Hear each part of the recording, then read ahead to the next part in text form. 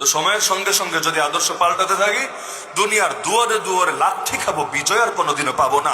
আমরা বিজয়ী নাকি আমরা পরাজিত এটা বড় কথা না, কিন্তু আমাদের কাছে আদর্শ আছে না আদর্শ নষ্ট হয়ে গেছে এটা বড় কথা।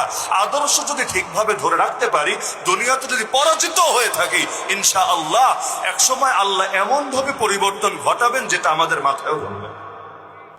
তো সময়ের সঙ্গে সঙ্গে যদি আদর্শ পাল্টাতে থাকি, দুনিয়ার দুয়ারে দুয়ারে লাঠি খাবো, বিজয় আর কোনোদিনও পাবো না। আমরা ভেবেছিটা কি, বিজয় কার হাতে?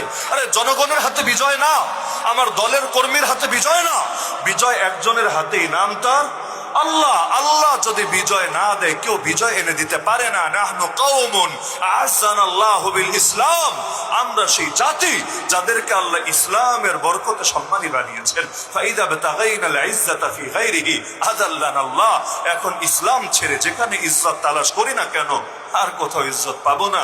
যিনি ইজ্জত দিয়েছিলেন তিনিই লাঞ্ছিত করে ছাড়বেন।